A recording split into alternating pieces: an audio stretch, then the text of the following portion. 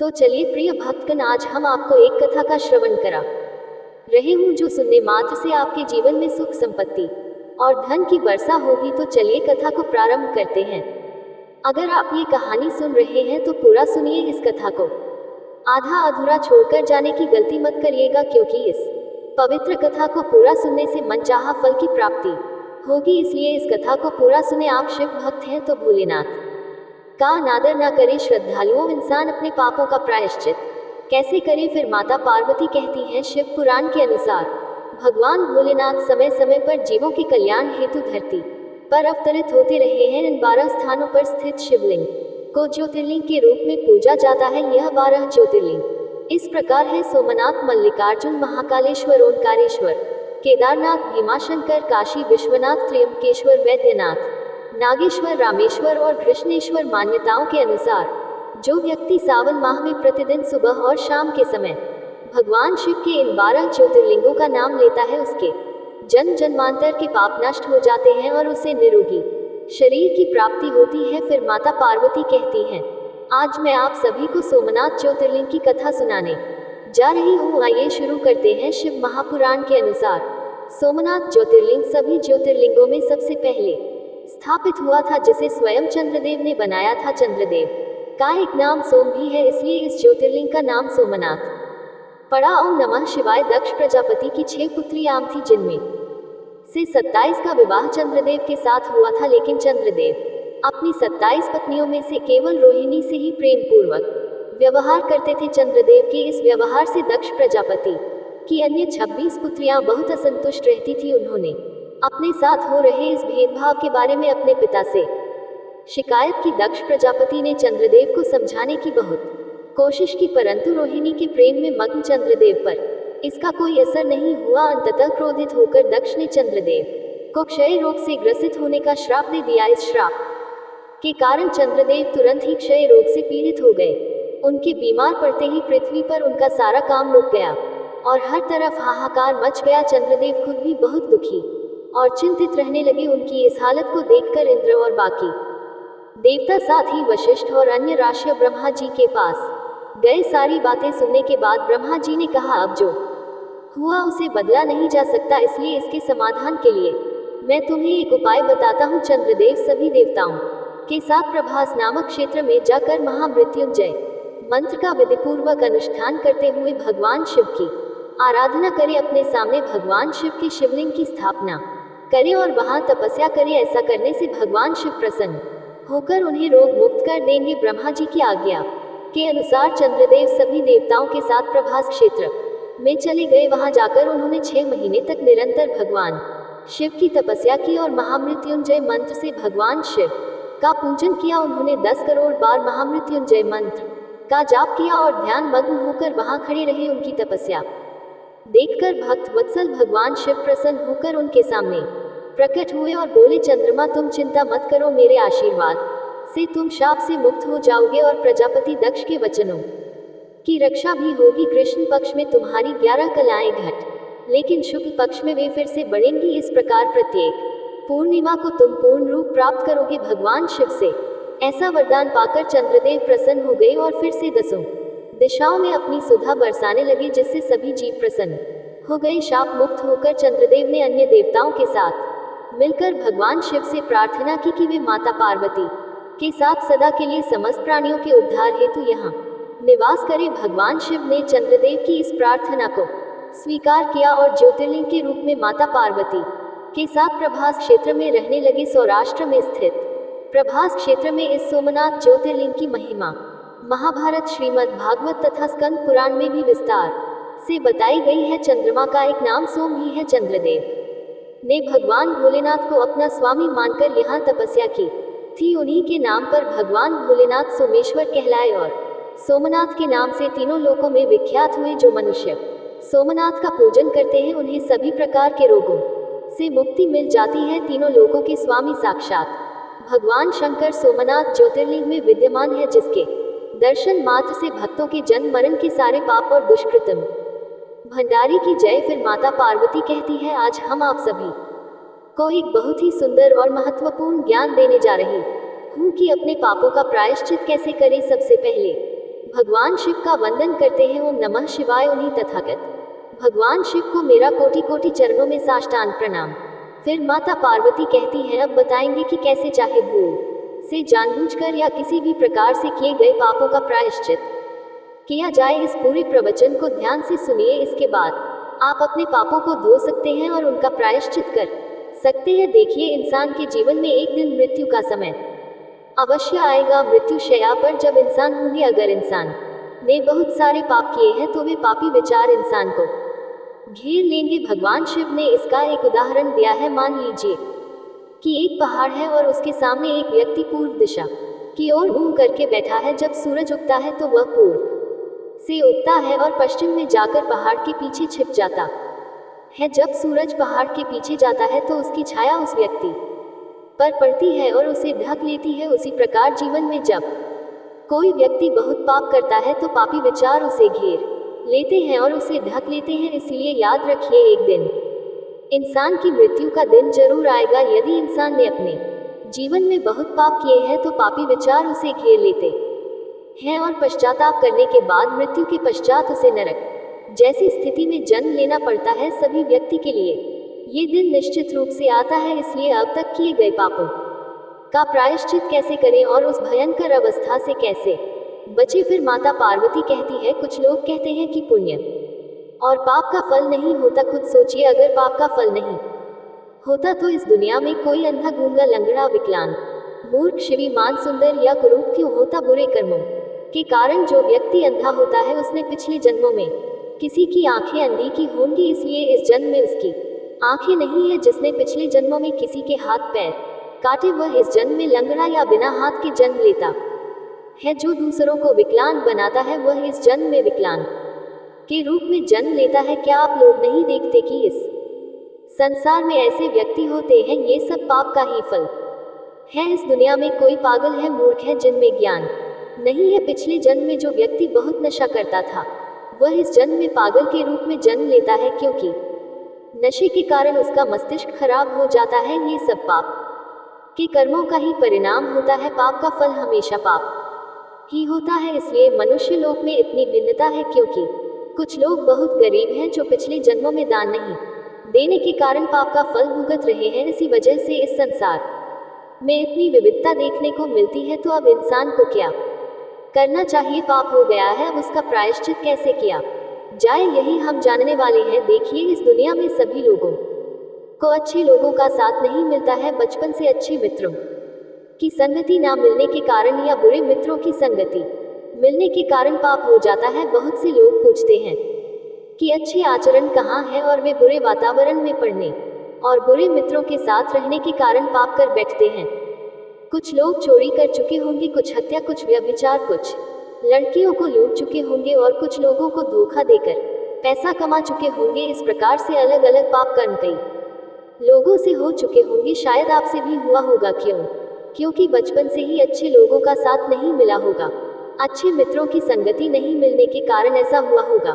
अब इसका प्रायश्चित कैसे किया जाए, इसके लिए एक घटना बताते हैं। एक ब्राह्मण था, ठंड का मौसम था। सुबह सुबह कंपकंपा हुए नदी में डुबकी लगा रहा था पाप को धोने के लिए। उसी समय एक नौकरानी जिसका नाम शांति था नदी से पानी लेने आई। उसने देखा कि यह ब्राह्मण ठंड में कांपते हुए क्यों नहा रहा है। पूछा, अरे ब्राह्मण जी, इतनी ठंड में नहा क्यों रहे हैं? हम तो इतनी ठंड में इसलिए आए हैं कि अगर मलकिन को पानी नहीं लाए तो वह हमें डांटेगी। ब्राह्मण ने उत्तर दिया, हम पाप धो रहे हैं। इस पर शांति बोली, अरे पानी से अंदर का पाप कैसे धुले? इस नदी में मेघ, मछली और कछुआ है। अगर इस नदी का पानी सच में पाप धो सकता है तो ये सब पूरी तरह से शुद्ध हो जाना चाहिए। ब्राह्मण ने कहा, तुम सही कह रही हो, तुम इतनी शिविमानी की बात कैसे कर रही हो? वह ब्राह्मण शिवविमान था। शांति ने सुझाव दिया, भगवान शिव के पास जाए, वह आपको सच्चे तरीके से पापों का प्रायश्चित करने का उपाय बताएंगे। ब्राह्मण भगवान शिव के पास गया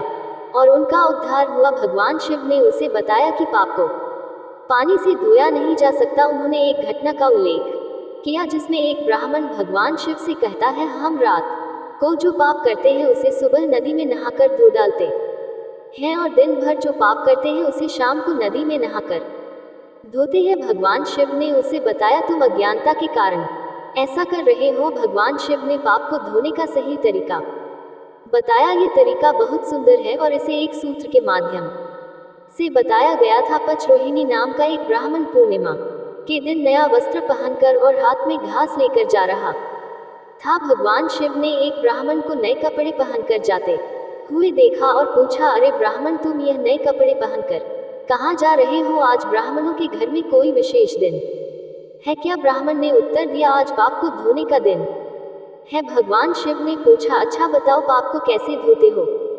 ब्राह्मण ने कहा, हम ब्राह्मण लोग विशेष दिन पर पूरे शरीर को अच्छी तरह से स्नान करते हैं और नए कपड़े पहनते हैं।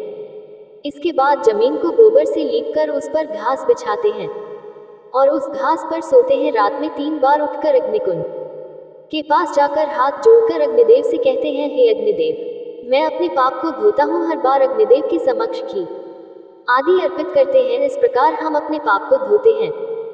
भगवान शिव ने कहा, तुम्हारा पाप धोने का तरीका सार्थक नहीं है। सत्य मार्ग में पाप को धोने का तरीका अलग होता है। ब्राह्मण ने पूछा, हे महादेव, वह तरीका क्या है? भगवान शिव ने उत्तर दिया, एक शिवीमान व्यक्ति अपने अज्ञान और बुरे मित्रों के संग से पाप करता है, जैसे हत्या। लेकिन जब उसे बोध होता है और ज्ञान प्राप्त होता है तो वह समझता है कि उसने गलत किया है। भगवान शिव कहते हैं कि जिस तरह शिवमान व्यक्ति ज्ञान से विचार करता है, उसे समझ में आता है कि प्राणी हत्या करने से इस जन्म में भी और परलोक में भी दुख का सामना करना पड़ता है। इसलिए वह संकल्प लेता है कि आज से वह प्राणियों की हत्या कभी नहीं कर। भगवान शिव ने कहा है कि जो व्यक्ति प्राणियों की हत्या करना छोड़ देता है, वह सदा के लिए उस पाप से मुक्त हो जाता है। इस प्रकार वह प्राणी हत्या नामक पाप को पूरी तरह से धो डालता है। जैसे एक व्यक्ति जिसने बहुत सारी प्राणियों की हत्या की है, आज महसूस करता है कि उसने जो किया वह गलत था और उसे अपनी राह बदलनी चाहिए। आज से वह अपने रास्ते को हमेशा के लिए छोड़ देता है और प्राणियों की हत्या करना बंद कर देता है। उसी तरह एक व्यक्ति एक सीधे रास्ते पर चल रहा है और रास्ते के अंत में एक बड़ा आग का गड्ढा है। अगर वह व्यक्ति रास्ता नहीं बदलता तो वह निश्चित रूप से आग के गड्ढे में गिरेगा। भगवान शिव बताते हैं कि इसी प्रकार जो व्यक्ति पाप करता है, चाहे वह हत्या हो या अन्य कोई पाप कर्म, अगर वह अपनी राह नहीं बदलता तो जीवन के अंत में उसे दुर्गति का सामना करना पड़ता है। ये शत-प्रत सही है। लेकिन जिस दिन उसकी आंखें खुली, उसी दिन से उसने संकल्प लिया कि वह आज से हत्या नहीं करेगा और सदा के लिए इस पाप को छोड़ दिया। इस प्रकार उसने प्राणघात नाम के पाप को धो डाला। जो व्यक्ति सीधे रास्ते पर जा रहा था और हत्या कर रहा था, लेकिन बीच रास्ते में उसकी आंखें खुली और उसने रास्ता बदल लिया। अब यदि उसने रास्ता बदल लिया है तो वह गड्ढे में क्यों गिरेगा? महादेव जी ने बता कि जो व्यक्ति पाप करता रहता है, उसका जन्म अंत में दुर्गति में होता है। लेकिन यदि वह रास्ता बदल ले तो वह दुर्गति से बच सकता है। अगर आपसे पाप कर्म हो गया है, जैसे कि हत्या, तो मान लीजिए कि आज से आप संकल्प लेते हैं कि आप ये काम नहीं करेंगे, चाहे कुछ भी हो जाए। इस प्रकार आप प्राणघात नाम के पाप को धो डालते हैं। जिस तरह अंगुलीमाल को देखिए, जिसने बहुत हत्याएं की थी, लेकिन जब उसने बुद्ध का ज्ञान सुना और उनकी शरण में गया तो उसने हत्या छोड़ दी और अंत में मुक्त हो गया, अरहंत बन गया। फिर माता पार्वती कहती हैं, एक और घटना है जो भगवान शिव के समय की गायत्री नाम की एक स्त्री जो वैश्या का काम करती थी ने जब भगवान शिव का ज्ञान सुना तो उसने ये काम छोड़ दिया और अच्छे रास्ते पर चल पड़ी। वह निरंतर ज्ञान सुनने लगी और दान देने लगी। इस प्रकार उसके मृत्यु के बाद उसका जन्म सुगत में देवलोक में हुआ। इसलिए यदि आपसे भी कोई पाप हुआ है तो आप रास्ता बदल सकते हैं और पाप से मुक्त हो सकते हैं। तो आज से आप संकल्प लें कि हम यह नहीं करेंगे। इस प्रकार प्राणी हत्या जैसे पाप को धो सकते हैं। हम एक और घटना बताते हैं। एक करोड़पति था जो 80 करोड़ का मालिक था। वह बुरे मित्रों की संगति में पड़ गया। उसने बहुत शराब पी, बहुत सी बकरियां और मुर्गे मारे और उनका मांस खाया। वह शराबियों के साथ मिलकर बुरी संगत में पड़ गया और लड़कियों को पैसे का लोभ देकर उनका शोषण करने लगा। आखिरकार उसका सारा धन समाप्त हो गया। उसके सभी पापी मित्र उसे छोड़कर भाग गए। अंत में उसके पास कुछ नहीं बचा और वह कटोरा लेकर भीख मांगने लगा। यदि उसने अपनी उम्र के 20-2 साल में व्यापार शुरू किया होता तो वह सूरत का सबसे बड़ा व्यापारी बन सकता था, लेकिन उसने वह मौका गंवा दिया। यदि वह धर्म के रास्ते पर चलता तो वह महान बन सकता था, लेकिन उसने वह अवसर भी खो दिया। एक व्यक्ति बहुत पाप कर चुका है और यदि उसने अपने पाप के रास्ते को नहीं बदला तो उसका अगला जन्म दुर्गति में होगा। यदि आप रास्ता नहीं बदलेंगे तो आपको कोई नहीं बचा सकता। अंत समय में पापों का फल मिलता है, इसलिए रास्ता बदल ले ताकि आप बच सके। मान लीजिए कि कोई व्यक्ति बार बार चोरी कर चुका है, या मान लीजिए आपने स्वयं ही कई बार चोरी की है, चाहे वह बुरे मित्रों के कारण हो या किसी अन्य कारण से। अब आप समझते हैं कि यह एक गलती थी। अब प्रश्न यह उठता है कि प्रायश्चित कैसे किया जाए। आज यदि आपको एहसास हो कि आपने गलत किया है और आपकी आंखें खुल जाएं, तो आप संकल्प लें कि चाहे जो भी हो जाए आप अब कभी भी चोरी नहीं करेंगे। भगवान शिव कहते हैं कि जो व्यक्ति इस प्रकार से ज्ञान से मनन करता है और संकल्प लेता है कि अब से वह चोरी नहीं करेगा, वह शिविमान है। चोरी के कारण इस जन्म में भी अगले जन्म में भी दुख होता है। इसलिए यदि आप आज से संकल्प ले कि आप चोरी नहीं करेंगे, तो भगवान शिव कहते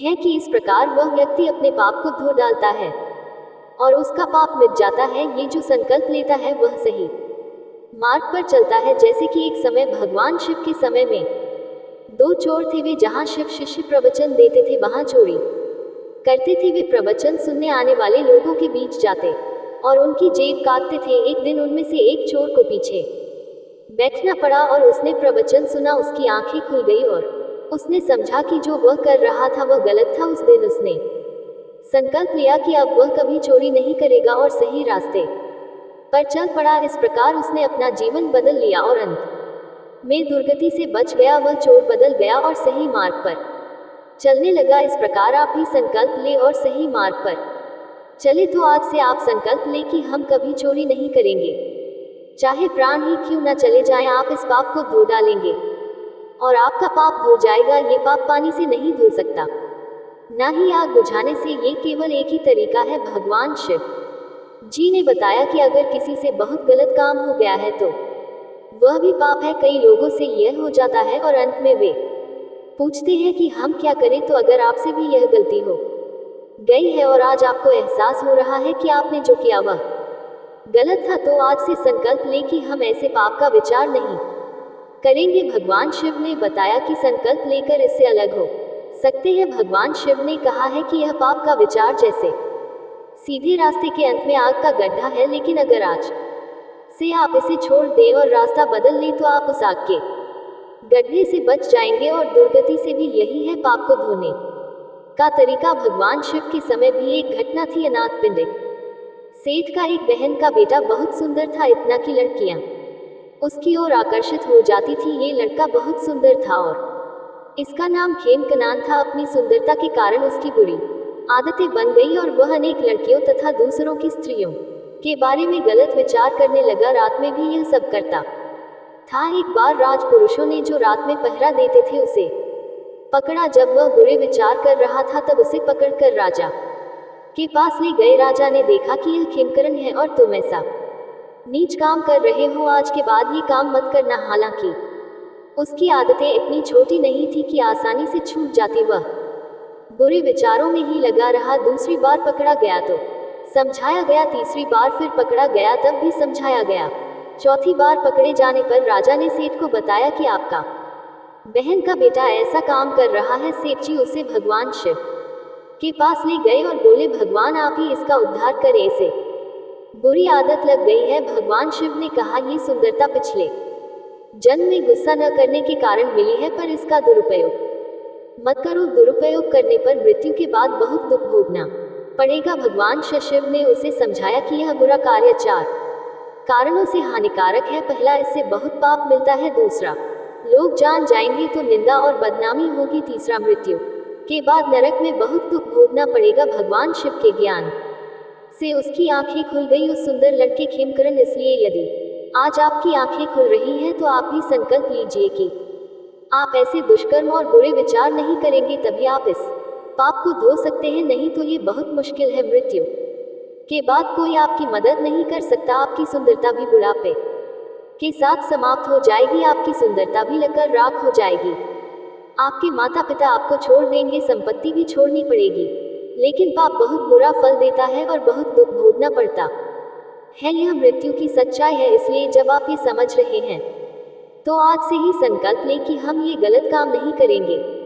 अपने रास्ते को बदल लीजिए, आपका कल्याण होगा। देखिए, एक और बात है, कई लोग सुधर जाते हैं यदि पाप हो गया है तो आज से हम रास्ता बदल देते हैं, लेकिन कई लोग इस कमजोरी का सामना करते हैं और पहले की गलतियां याद आती हैं। इसके लिए क्या किया जाए? ये सही है कि सुधरने के बाद भी पुरानी गलतियां बार बार याद आती हैं। क्या किया जाए? आपको ऐसा सोचना चाहिए कि हाँ, हमने वह गलत काम किया, कितना नीच काम किया, कितना खराब, कितना पाप, और इसके लिए बहुत पश्चाताप होता है। देखिए, इसका एक तरीका है, आपको ऐसा सोचना चाहिए कि हम अब सुधर चुके हैं और हमने पाप के रास्ते को बदल दिया है। उदाहरण के लिए, यदि आप किसी गड्ढे में गिरने वाले थे लेकिन आपने रास्ता बदल लिया, तो अब पुराने रास्ते के बारे में सोचकर पश्चाताप करने का कोई फायदा नहीं है। इस प्रकार आपको सोचना चाहिए कि आपने रास्ता बदल लिया है। मेरा सौभाग्य कि मेरी आंखें खुल गई और मुझे सत्य सुनाई दिया, मुझे रास्ता बदलने का मौका मिला, नहीं तो बहुत दुख भोगना पड़ता। इस प्रकार सोचकर आप पश्चाताप से मुक्त हो सकते हैं और पुरानी बातों को भूल सकते हैं। एक और उदाहरण लेते हैं। मान लीजिए आप पहले पाप कर रहे थे, तो वह जीवन अंधकार के समान था। अब आपको वो अंधकार को दूर करना है, तो क्या करना पड़ेगा? क्या करना पड़ेगा? एक दीपक जलाना पड़ेगा, सही ना? एक दीपक जलाने के बाद क्या होगा? वह अंधकार दूर हो जाएगा और चारों ओर प्रकाश फैल जाएगा। हत्या, चोरी और गलत विचार, यह सब क्या है? ये जीवन को अंधकार में डालते हैं। इस अंधकार को दूर करने के लिए इन तीनों चीजों को, चाहे वह हत्या हो या चोरी या गलत विचार, हमेशा के लिए समाप्त करना होगा और उनसे विरक्त होना पड़ेगा। यही है दीपक, और आपका जीवन प्रकाश से भर जाएगा। समझ गए? अब एक उदाहरण बताते हैं। अक्सर हमें पछतावा होता है कि हमने ये गलत काम किया। सोचिए, एक व्यक्ति को हर दिन कोई दोस्त एक गोली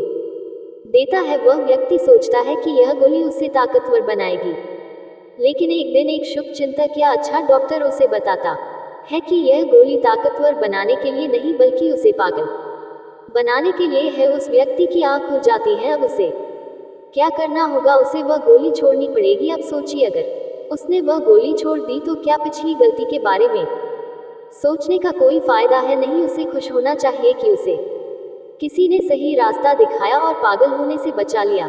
उसी प्रकार हमें भी खुश होना चाहिए कि हमारे भाग्य ने हमें सही मार्ग दिखाने वाला कोई शुभ चिंतक भेजा, जिसने हमें गलत रास्ते से बचाया। इसी के साथ हम पुरानी गलतियों को छोड़ सकते हैं। और एक उदाहरण हम बताते हैं। मान लीजिए कि आपकी किडनी या शरीर का कोई आंतरिक अंग खराब हो रहा है क्योंकि आप नियमित रूप से शराब पी रहे हैं या धूम्रपान कर रहे हैं। अब एक बड़े शुभ चिंतक और प्रसिद्ध डॉक्टर ने आपको बताया कि यह रोज की स्मोकिंग और शराब का सेवन आपके अंदरूनी अंगों को पूरी तरह से खराब कर देगा। अगर आप इसे जारी रखते हैं तो आपका सारा आंतरिक हिस्सा बर्बाद हो जाएगा। ऐसे में आपको क्या करना चाहिए? सबसे पहले समझदार व्यक्ति इस हानिकारक आदत को छोड़ देगा, क्योंकि एक बड़े डॉक्टर ने कहा है कि इससे आपके आंतरिक अंग खत्म हो जाएंगे। बाद में वह व्यक्ति इन चीजों को छोड़ देता है क्योंकि वह शिवीमान है। इसलिए अब आप बताएं कि रोने या पछताने का क्या फायदा है कि हम रोज वो चीजें लेते थे जो हमारे आंतरिक अंगों को खराब कर रही थी? इससे कोई फायदा नहीं है, बल्कि खुश होना चाहिए कि शुभ चिंतक ने हमारी आंखें खोल दी, वरना हमारा सारा आंतरिक हिस्सा खराब हो जाता। उसी प्रकार आप अच्छे रास्ते पर आ चुके हैं। उन पापों को याद करने से कोई फायदा नहीं है। आपको खुश होना चाहिए कि आपकी आंखें खुल गई। एक शुभ चिंतक के कारण आपको ये सोचना चाहिए कि अब आपकी दुर्गति नहीं होगी, और खुश होना चाहिए। पुरानी बातों को याद करने से कोई लाभ नहीं है, इसलिए इन तरीकों से उन हानिकारक चीजों को छोड़ें और अच्छे कर्म करने की आदत डालें। जैसे आज से आप अच्छे काम करें। यदि आपने कुछ गलत किया है तो कुछ अच्छे काम भी करें। हो सके तो दूसरों को दान दें, चाहे वह भिखारी हो या किसी के पास वस्त्र नहीं हो। एक नया कपड़ा गिफ्ट करें, इससे आपको बहुत खुशी मिलेगी। किसी भूखे को खाना दें, इससे आपको खुशी मिलेगी।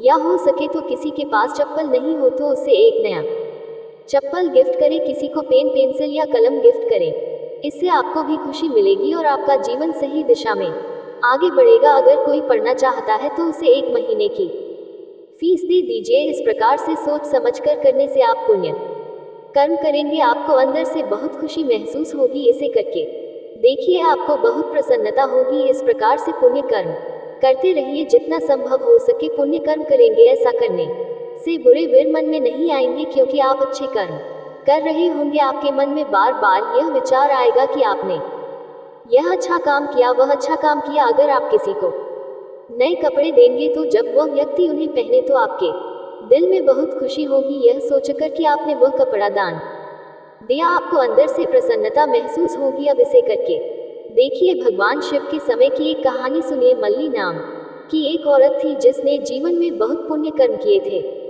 लेकिन एक बार अज्ञानवश उसने एक कुत्ते के साथ गलत काम कर लिया। नहाते समय कुत्ता आ गया और गलत व्यवहार करने लगा। उस समय उसके मन में गंदे विचार आए होंगे। मृत्यु के बाद भी वह बहुत पुण्य कर्म करती रही, लेकिन उस गलती के कारण उसे बहुत पश्चाताप हुआ। उसके पति ने जब पूछा तो शर्म के मारे उसने झूठ बोला कि उसने कुछ नहीं किया। इस प्रकार उसने दो गलतियां की कि एक तो कुत्ते के साथ गलत काम और दूसरी झूठ बोलना। अंत में उसे अपने कर्मों का बहुत पश्चाताप हुआ। उसने अपने जीवन में बहुत पुण्य कर्म किए थे, लेकिन केवल एक गलती के कारण उसे नरक में जन्म लेना पड़ा। 7 दिन के लिए नरक में जन्म लिया, क्योंकि उसने केवल एक बार गलती की थी। इस प्रकार पश्चाताप कितना खतरनाक हो सकता है, इसलिए पश्चाताप को छोड़ दीजिए। जो तरीका हमने बताया है उस प्रकार से सोचिए और पश्चाताप से मुक्त हो जाए, अच्छे कर्म में लग जाए। ये था तीसरा और चौथा तरीका। भगवान शिव जी ने बताया है कि अगर कोई व्यक्ति बहुत झूठ बोलता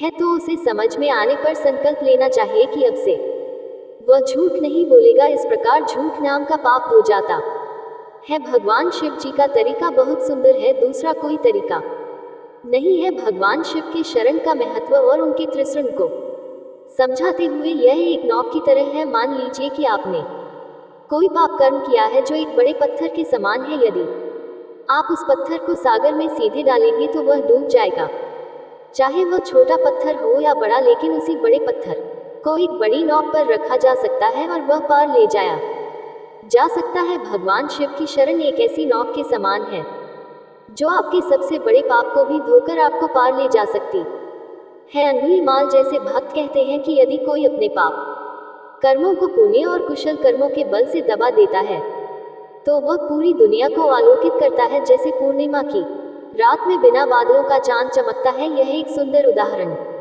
है। इसलिए यदि आपसे भी पाप हो गया है तो उन पापों को पुण्य के बल से दबा दीजिए, इससे आप दुर्गति से बच सकते हैं। भगवान शिव कहते हैं कि यदि कोई व्यक्ति बहुत चुगली करता है, कठोर वाणी बोलता है, व्यर्थ बातें करता है या दूसरों को लूटता है तो उसी दिन से वह संकल्प ले कि आज से हम ये गलत काम नहीं करेंगे। भगवान शिव बताते हैं कि चुगली, कठोर वाणी, व्यर्थ वाणी, लूटपाट जैसे पापों को धो डाला जा सकता है। भगवान शिव कहते हैं कि जब किसी व्यक्ति की आंखें खुलती हैं और वह संकल्प लेता है कि आज से यह काम नहीं करेंगे, तो उस दिन से वह अपने पापों को धो डालता है, अंधविश्वास को छोड़कर शक्ति के मार्ग पर आ जाता है। भगवान शिव द्वारा बताए गए पाप धोने के तरीके और ब्राह्मणों के तरीकों में आसमान और जमीन का फर्क है। भगवान शिव का आर्य विनय पाप धोने का परम उत्तम तरीका है, इससे पाप जरूर धुल जाता है।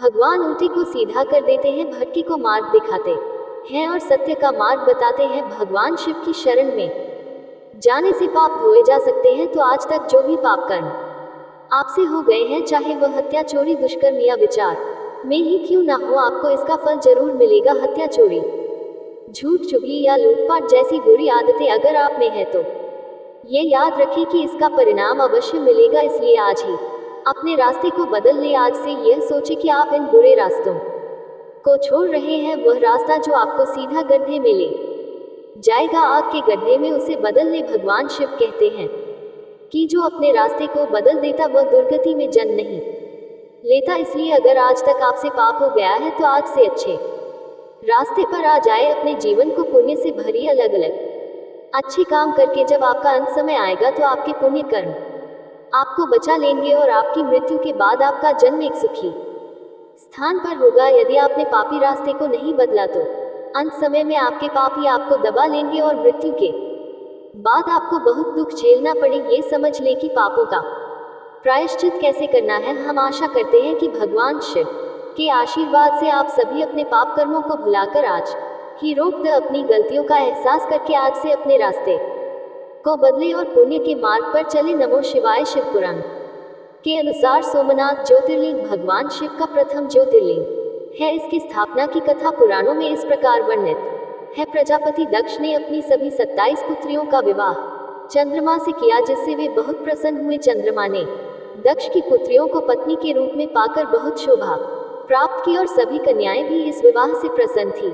चंद्रमा की 27 पत्नियों में रोहिणी उन्हें सबसे प्रिय थी, जिसे वे विशेष आदर और प्रेम देते थे। इस कारण अन्य पत्नियां ने उपेक्षित महसूस करने लगी और दुखी होकर अपने पिता दक्ष के पास जाकर अपनी व्यथा सुनाई। पुत्रियों की व्यथा और चंद्रमा के दुर्व्यवहार को सुनकर दक्ष भी दुखी हुए। उन्होंने चंद्रमा से मिलकर शांति पूर्वक कहा, कलानिधि, तुमने पवित्र और श्रेष्ठ कुल में जन्म लिया है, फिर भी अपनी पत्नियों के साथ भेदभाव पूर्ण व्यवहार कर रहे हो। जो स्त्रियां तुम्हारे आश्रय में हैं, उनके प्रति प्रेम में इतना अंतर क्यों है? किसी को अधिक प्यार और किसी को कम क्यों? यह व्यवहार ठीक नहीं है। आगे से दुर्व्यवहार मत करना। आत्मीय जनों के साथ विषमता पूर्ण व्यवहार करने वाले व्यक्ति को नरक में जाना पड़ता है। इस प्रकार प्रजापति दक्ष ने प्रेम पूर्वक चंद्रमा को समझाया और उनके सुधार की आशा में वापस लौट आए। इतनी समझाने के बाद भी चंद्रमा ने अपने ससुर प्रजापति दक्ष की बात नहीं मानी। रोहिणी के प्रति अत्यधिक आसक्ति के कारण उन्होंने अपने कर्तव्यों की अनदेखी की और अपनी अन्य पत्नियों की परवाह नहीं की।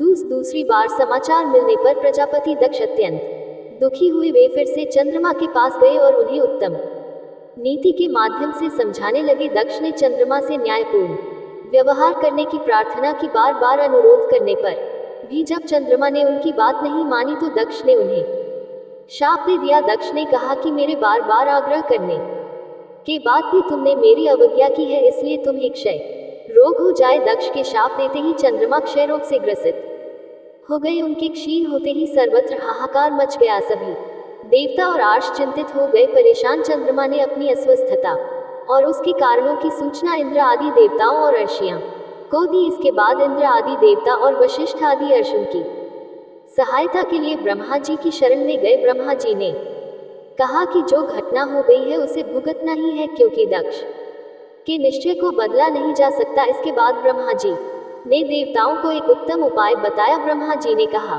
कि चंद्रमा देवताओं के साथ कल्याणकारी शुभ प्रभास क्षेत्र में चले जाएं। वहां विधि पूर्वक शुभ मृत्युंजय मंत्र का अनुष्ठान करते हुए श्रद्धा पूर्वक भगवान शिव की आराधना करें। अपने सामने शिवलिंग की स्थापना कर प्रतिदिन कठिन तपस्या करें। उनकी आराधना और तपस्या से जब भगवान भोलेनाथ प्रसन्न होंगे तो वे उन्हें क्षय रोग से मुक्त कर देंगे। पितामह ब्रह्मा जी की आज्ञा मानकर देवताओं और ऋषि के संरक्षण में चंद्रमा देव मंडल सहित प्रभास क्षेत्र में पहुंच गए। वहां चंद्रदेव ने मृत्युंजय भगवान की पूजा और अनुष्ठान प्रारंभ किया। वे मृत्युंजय मंत्र का जाप और भगवान शिव की उपासना में तल्लीन हो गए। ब्रह्मा जी की आज्ञा के अनुसार चंद्रमा ने 6 महीने तक निरंतर तपस्या की और वृषभ ध्वज का पूजन किया। 10 करोड़ मृत्युंजय मंत्र का जाप और ध्यान करते हुए चंद्रमा स्थिर चित्त से वहां निरंतर खड़े रहे। उनकी तपस्या से भक्त वत्सल भगवान शंकर प्रसन्न हो गए। उन्होंने चंद्रमा से कहा, चंद्रदेव तुम्हारा कल्याण हो। तुम जिसके लिए ये कठोर तप कर रहे हो वह अपनी अभिलाषा बताओ, मैं तुम्हारी इच्छा के अनुसार तुम्हें उत्तम वरदान दूंगा। चंद्रमा ने प्रार्थना करते हुए विनय पूर्वक कहा, देवेश्वर आप मेरे सभी अपराधों को क्षमा करें और मेरे शरीर के इस क्षय रोग को दूर कर दे। भगवान शिव ने तपस्या से प्रसन्न होकर चंद्रदेव से वर मांगने के लिए कहा। इस पर चंद्रदेव ने वर मांगा कि हे भगवान, आप मुझे इस श्राप से मुक्त कर दीजिए और मेरे सभी अपराध क्षमा कर दीजिए। भगवान शिव के लिए इस श्राप को पूरी तरह समाप्त करना भी संभव नहीं था, इसलिए एक मध्य मार्ग निकाला गया। भगवान शिव ने कहा, चंद्रदेव तुम्हारी कला प्रतिदिन एक पक्ष में क्षीण हुआ करेगी, जबकि दूसरे पक्ष में प्रतिदिन निरंतर बढ़ती रहेगी। इस प्रकार तुम स्वस्थ और लोक सम्मान के योग्य हो जाओगे। भगवान शिव की कृपा पाकर चंद्रदेव अत्यंत प्रसन्न हुए और भक्तिभाव पूर्वक शंकर की स्तुति की। उनकी दृढ़ भक्ति को देखकर निराकार शिव साकार लिंग रूप में प्रकट हुए और संसार में सोमनाथ ज्योतिर्लिंग के नाम से प्रसिद्ध हुए। इस प्रकार सोमनाथ ज्योतिर्लिंग की कथा पूर्ण हुई। इस वीडियो को बोलते समय कोई त्रुटि हो तो मैं क्षमा चाहती हूँ। उम्मीद है आप सभी को यह वीडियो अच्छी लगी होगी। अगर आप शिव के सच्चे भक्त हैं तो चैनल को सब्सक्राइब और वीडियो को लाइक करके कमेंट में हर हर महादेव लिख दीजिए।